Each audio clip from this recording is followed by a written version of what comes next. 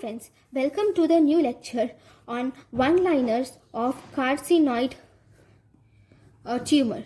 See, this carcinoid tumor, if you were asked what is the most common carcinoid tumor, the most common carcinoid tumor is GIT. If GIT is there in the options, then if GIT is present in the options, then you should write most common carcinoid tumor has GIT. But if GIT is not in the option, then the most common carcinoid tumor is bronchial carcinoid. Okay, even if other GIT structures like midgut, foregut or hindgut is also present, that doesn't matter. If GIT is in the option, then it is most common carcinoid tumor. If GIT is not in the option, then the most common carcinoid tumor is bronchial carcinoid. Now, what is the cell of origin of bronchial carcinoid? That is neuroendocrine cell. This carcinoid arises from neuroendocrine cell, or also called as Apud cell, or also called as Kulczycki cell, or also called as enterochromaffin cell. So all these are the cells of carcinoid tumor. Then we have bronchial carcinoids. If you see, they can be divided into two types. First type of bronchial carcinoid is typical carcinoid, and we have atypical carcinoids.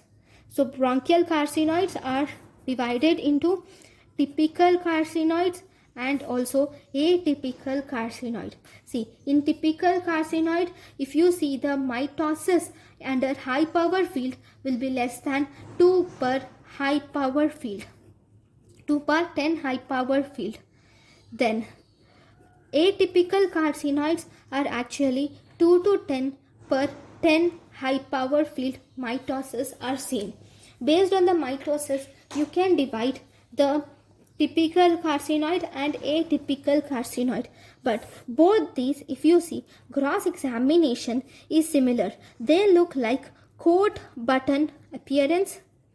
And if you see the microscopic examination in both, it shows nests or insular appearance is seen in bronchial carcinoid. See, what are these nests? Nests are like a group of tissue cells which are seen as a group.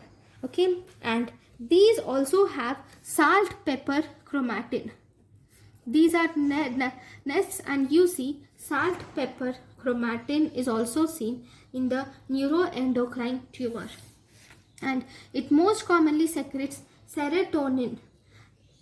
Because it secretes serotonin, it is most commonly secretes serotonin, which causes all the symptoms due to carcinoid tumors are due to serotonin. Okay, the other systemic symptoms includes, we have systemic fibrosis. It can cause systemic fibrosis. It can cause hepatomegaly. Then it can cause increased intestinal motility. Because of this increased intestinal motility due to serotonin, it causes diarrhea. Then it can cause vasodilatation leading to flushing of face can be seen, and it can also cause asthma also. And one more important thing is, this carcinoid syndrome also predisposes to tricuspid regurgitation. Then 5-hydroxytryptophan is metabolized in the lung by monoamine oxidase.